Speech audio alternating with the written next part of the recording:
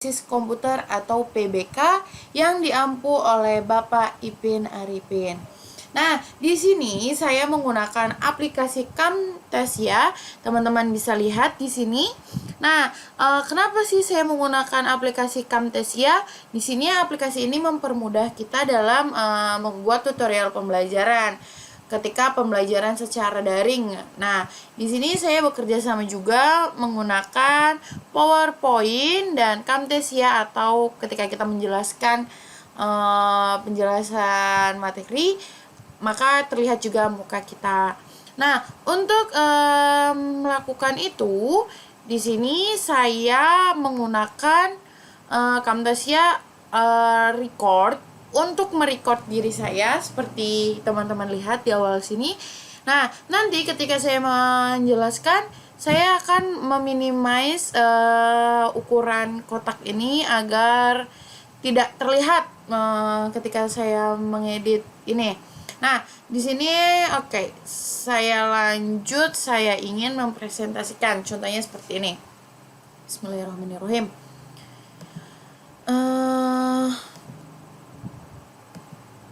Nah, teman-teman, di sini sudah tidak terlihat kan kotaknya? Di sini saya akan menjelaskan mengenai pola-pola hereditas manusia. Nah, ada 4 pokok bahasan yang akan kita bahas, yaitu variasi sifat pada manusia, penentuan jenis kelamin, kelainan penyakit genetis atau penyakit menurun, serta yang terakhir yaitu golongan darah.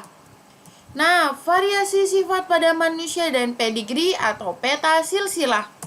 Sebelumnya, apakah kalian tahu apa saja yang diturunkan oleh orang tua kepada anaknya? Nah, variasi atau apa saja yang diturunkan oleh orang tua kepada anaknya yaitu sifat fisik, sifat fisiologis, serta sifat psikologis. Nah, sifat fisiknya itu seperti apa? Yaitu warna rambut, warna kulit, jenis hidung, jenis telinga, bentuk pipi, suara, dan yang lainnya. Kenapa sifat fisik diturunkan oleh orang tua?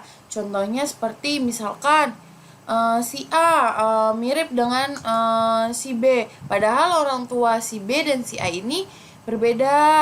Nanti kalau misalkan si A dan si B ini tidak mirip dengan kedua orang tuanya, nanti disangkanya anak siapa? Nah, bukan anak kandung. Oke, sifat fisiologisnya seperti apa? Metabolisme, fungsi-fungsi alat tubuh, sistem hormonal, dan sistem enzimatis. Nah, sifat psikologis emang diturunkan oleh orang tua? Jelas diturunkan. Seperti apa contohnya? Perwatakan, kemampuan IQ atau berpikir. Nah, selanjutnya nih, dapat dilihat sifat fisik manusia. Ini ada tabel bentuk rambut keriting, lurus. Nah, rambut keriting itu termasuk dominan, sementara orang yang memiliki rambut lurus yaitu memiliki sifat resesif. Nah, teman-teman bisa lihat. Oke, kemudian kita ke pedigree atau peta silsilah. Yang paling utama mempelajari genetika itu peta silsilah. Nih, ini ada contoh pedigree dari Queen Victoria yang mengalami hemofili. Teman-teman bisa lihat. Nah, selanjutnya penentuan simbol pedigree. Nah, pedigree itu apa? Catatan asal-usul suatu sifat yang diturunkan oleh nenek moyang sehingga bergenerasi sampai cucu-cucu berikutnya. Nah, adapun simbol dari peta pedigree itu, yang kotak itu untuk laki-laki dan yang bulat itu untuk perempuan. Serta kenapa ya di sini ada kotak tapi ada hitamnya, bulat ada hitamnya. Nah, untuk laki-laki atau kotak yang berwarna hitam atau berwarna lain itu merupakan salah satu contoh orang yang terkena penyakit atau memiliki kelainan. Misalkan kelainannya buta warna, laki-laki buta warna dikawinkan dengan perempuan normal, berarti laki-lakinya nanti hitam kotak dan disilangkan dengan perempuan yang bulatnya yang kosong kayak gitu. Oke. Selanjutnya penentuan jenis kelamin. Apa aja sih penentuan jenis kelamin? Faktornya ada faktor internal dan faktor lingkungan. Nah, penentuan jenis kelamin tipe XY dan XX ini nih untuk manusia ya. Dimana manusia itu memiliki 22 pasang kromosom tubuh dan sepasang kromosom seks nih. Teman-teman bisa lihat di sini ya. Selanjutnya kelainan genetis atau penyakit yang menurun. Kelainan genetis pada manusia itu disebabkan oleh kromosom tubuh dan kromosom seks serta dipengaruhi oleh hormon kelamin. Nah, kelainan oleh kromosom tubuh itu apa disebutnya? Yaitu kromosom kelainan autosom. Sedangkan kalau kelainan yang dipengaruhi oleh kromosom seks yaitu kelainan genosom. Nah, autosom ini terdiri dibagi dua, yaitu autosom dominan dan autosom resesif. Autosom dominan itu apa aja? Polidaktili, braktilis, thalassemia, dan yang lain bisa teman-teman lihat ya. Nah, di sini kita lihat penjelasannya. Polidaktili adalah kelainan berupa jari lebih dari 5 memiliki jari pada tangan atau kaki. Teman-teman pernah lihat kan? Misalkan orang yang memiliki jarinya 6. Di sini ada tumbuh 1 jari. Nah, tetapi jari tambahannya ini memiliki jari yang kecil nih. Teman-teman bisa lihat nih. Nih, sini itu jari tambahan yang kecil. Kemudian braktili. Apa sih braktili itu? Braktili merupakan kelainan tulang ruas jari pendek pada tangan, dimana ruas-ruas jari tangannya itu pendek, jadi tidak sempurna, mengalami kekerdilan. Nah, selanjutnya itu sindaktili. Sindaktili itu apa? Kelainan berupa jari tangan yang melekat. Melekatnya itu seperti apa? Jadi menempel. Misalkan ada di tangannya antara jari manis dan jari tunjuk jari tengahnya ini berdempetan. Itu merupakan penyakit atau kelainan yang diturunkan oleh orang tua. Nah, ada juga sindrom ACO. Apa sih sindrom ACO? Sindrom ACO juga di mana orang tersebut memiliki kelainan di mana bersin itu tidak dapat dikendalikan. Bersin terus ketika kita terpapar cahaya matahari. Gimana sih cara menanganinya? Cara menanganinya para sindrom ACO ini menggunakan topi atau biasanya payung gitu. Terus thalassemia. Thalassemia itu adalah kelainan eritrosit berbentuk lonjong dan kecil-kecil sehingga pada darah itu dia tidak bisa tidak bisa lemah dalam mengikat oksigen, sehingga pada orang yang kena terpenyakit itu mengalami penyakit anemia. Nah, kita harus hati-hati juga untuk thalassemia ini karena penyakitnya menurun, sehingga sebelum kita menikah atau sebelum kita menikah itu kita melihat ada kelainan atau genetik apa yang kita bawa dari masing-masing antara laki-laki dan perempuannya, agar tidak menghasilkan anak-anak menurunkan kelainan pada anak. Seperti ada yang Al-Quran ada ayat Al-Quran yang berfirman seperti ini. Janganlah engkau menikahi saudara ibu-ibumu dan keluarga atau adik perempuanmu, kakak atau adik perempuanmu. Ya, intinya jangan nikah sama pernikahan sedarah. Itu namanya akan mengakibatkan kelemahan, menurunkan kelemahan yang sama. Barangkali kitanya buta warna dan pasangan kita yang saudara itu buta warna juga, dan akan menghasilkan anak yang buta warna. Kayak gitu, teman-teman.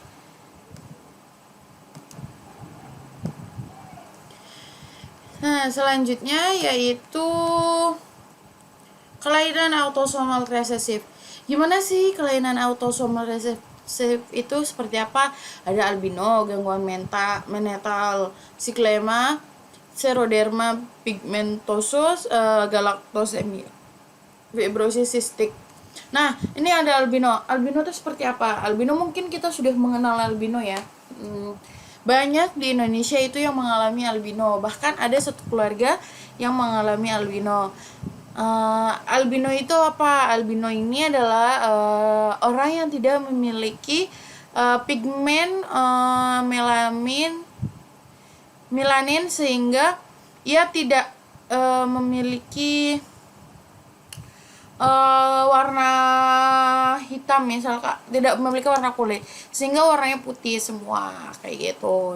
Matanya putih, alisnya putih, rambutnya putih, nih contohnya seperti ini ya.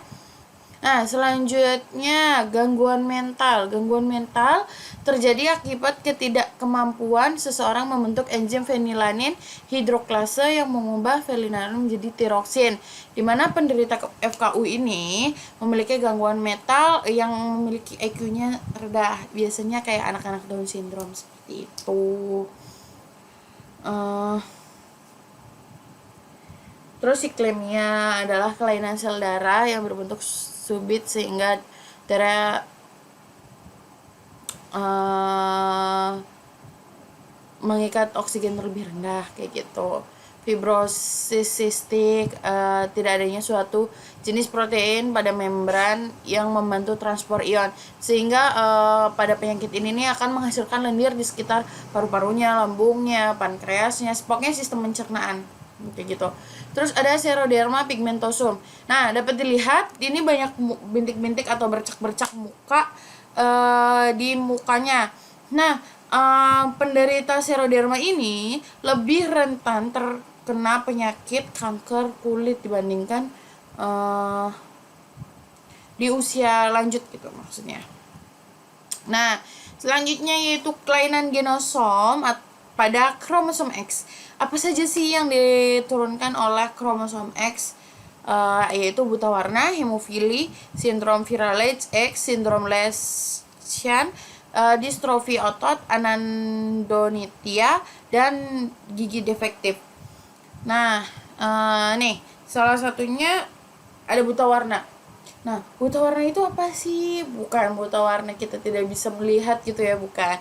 Nah, di sini nih buta warna disebabkan adanya kelainan sel-sel kerucut sehingga tidak mengenali warna-warna tertentu.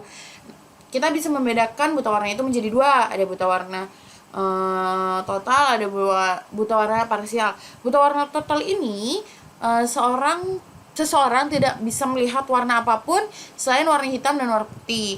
Itu buta warna total. Sedangkan kalau buta warna parsial itu hanya bisa melihat warna-warna tertentu. Misalkan dia hanya bisa melihat putih, hijau, merah, warna-warna pokok lah. Dia tidak bisa melihat warna pink, orange kayak gitu. Nah, untuk mengetahuinya kita bisa tes nih. Di sini ada tes, ada tabel, ada gambar. Kita lihat nih yang warna hijau. Itu ada angka kan? Sambil kita tes, sambil kita latihan, itu ada angka 8. Mungkin anak-anak yang buta warna itu tidak bisa melihat angka 8. Dia mungkin melihatnya cuma warna hijau saja satu. Itu yang dinamakan buta warna parsial. Nah nih, yang di tengah nih ada angka 12, ada warna orange hijau ini. Nanti mungkin mereka cuma bisa melihat warna orange atau merah kayak gitu, nggak melihat warna hijaunya.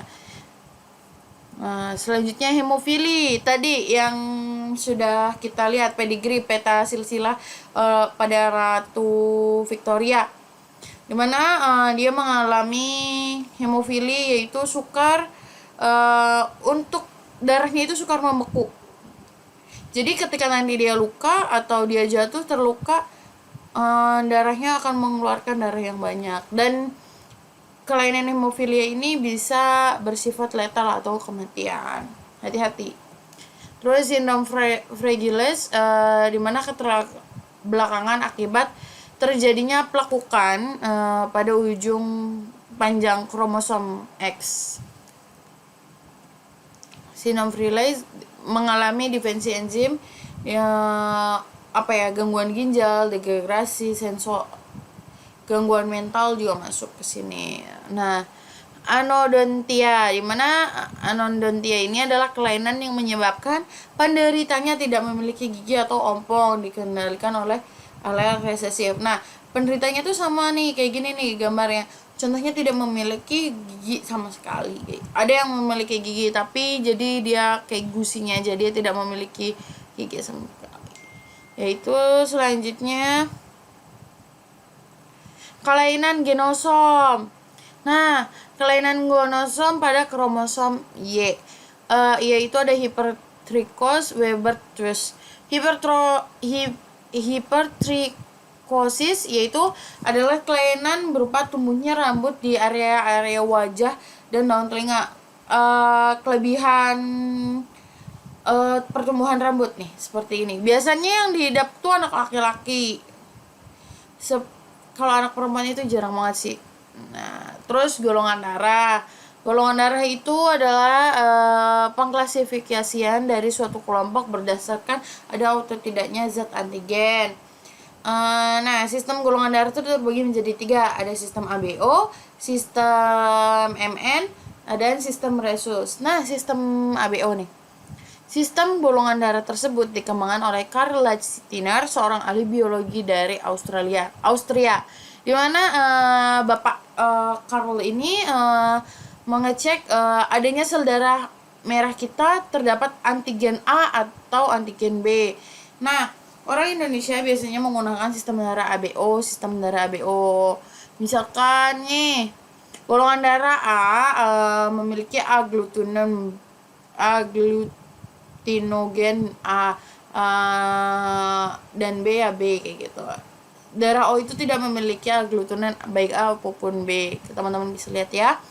Kemudian sistem Rhesus ditemukan oleh Lionel dan Wiener pada tahun 1945 dengan menyuntikkan darah ke kera Macacus rhesus ke tubuh kelinci. Ternyata darah kera tersebut digumbalkan oleh agglutinin yang dihasilkan plasma darah kelinci. Berasal dari kelinci tersebut mengumbalkan darah manusia. Nah, sebagai golongan Rhesus positif, sedangkan yang tidak dapat mengumpal itu oleh agglutinin kelinci dapat dikatakan sistem Rhesus negatif. Jadi golongan darah RH positif itu ketika darahnya mengumpal, sedangkan kalau RH negatif itu darahnya mencair tidak mengumpal. Nah, sistem darah MN. Pada tahun 1972, Karl Lachiner dan Philip Levin telah menemukan golongan darah sistem MN pada golongan darah manusia akibat ditemukannya antigen M dan antigen N pada sel darah merah atau eritrosit manusia, di mana golongan ini terdiri dari dibagi menjadi 3, golongan darah M, golongan darah N, golongan darah MN.